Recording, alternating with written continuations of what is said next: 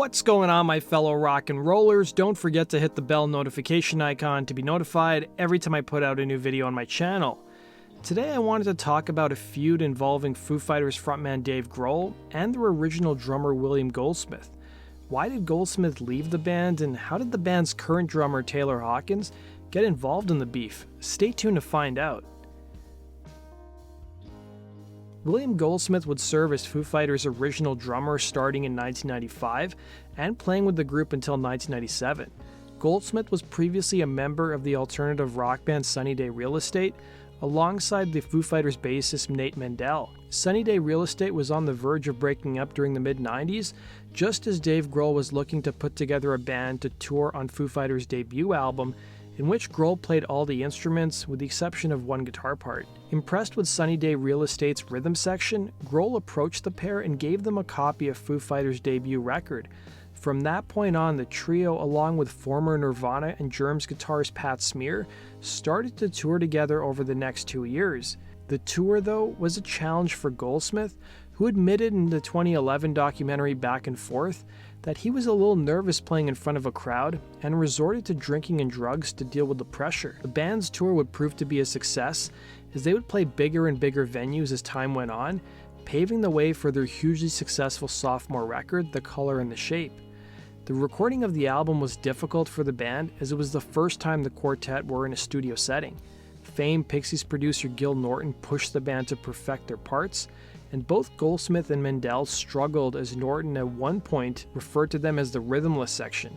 The songs on the record were written primarily during sound checks during the group's 1.5-year-long tour, with bassist Nate Mendel telling an interviewer how Grohl was the creative force, saying, "The germ of every song is Dave's," with the frontman providing a riff and a basic song structure.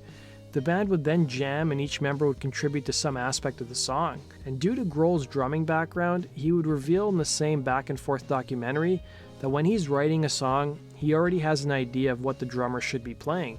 So Goldsmith would be under extra scrutiny during the writing and recording of the album. And the sessions proved to be both expensive and time-consuming, as Grohl was unhappy with the quality of the music initially. The band decided to take a break over the Christmas holidays and reconvene in the new year. The band minus Goldsmith reconvened in Los Angeles in February of 1997 to re-record the entire album, with Grohl re-recording all of the drum parts with the exception of 2 songs including Doll and Up in Arms. Grohl and producer Norton didn't feel as if the drumming was up to snuff, and Goldsmith, who was up in Seattle at the time, even contacted the band to see if he should fly down to LA, but Grohl told him he was busy doing overdubs. And Mendel would tell Goldsmith the truth of what was actually happening, and that Dave was re-recording most of his drum parts. Angered and upset, Goldsmith left the band by the end of 1997, even though Grohl wanted him to tour with the group. Upon hearing the final versions of the drum tracks on the sophomore record, Goldsmith would tell the Daily Mail in 2017, "The versions Dave did were very similar. I'm not saying I'm an amazing drummer. The work that I did was not bad," he'd say. He'd also talk about him leaving the band, saying, "The way things were handled and what was done to me, I do think staying in the band would have made me feel like my soul was destroyed, and I would have likely ended up dead," he'd explain. In the same interview, Goldsmith would claim that he wished he never met Grohl, saying, "The feeling might change if we actually sat down and talked.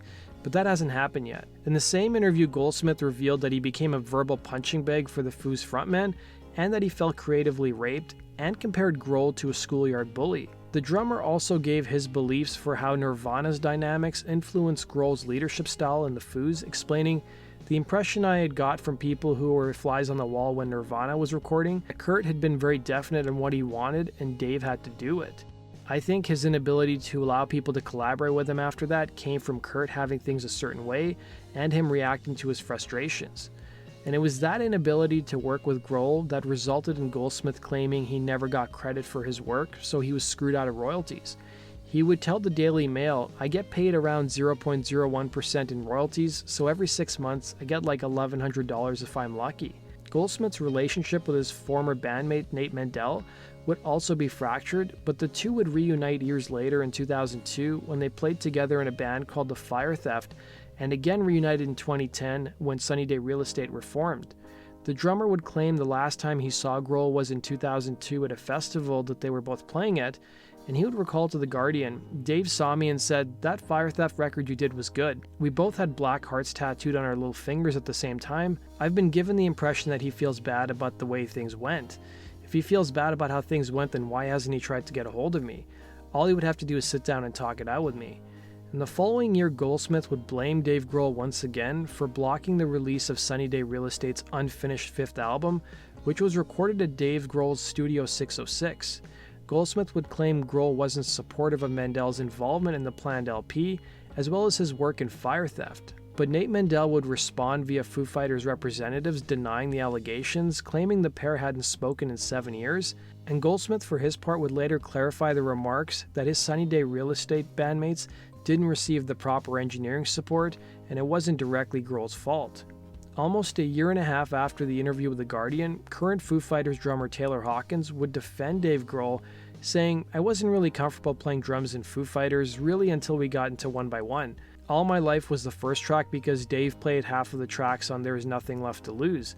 I was struggling because I'd never been in the studio before, and the studio is a completely different thing than live, dude. It couldn't be any more different. The microscope is on. The first drummer for the Foo Fighters buckled under the pressure and still blames Dave for that. It's like, no, dude. And Dave never fired him, by the way. Just so we're all clear, Dave never fired him.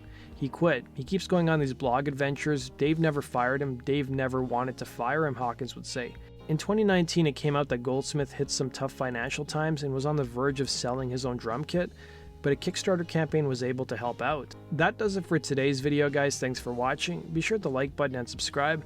If you guys have suggestions for future topics, let me know in the comment section below. Take care.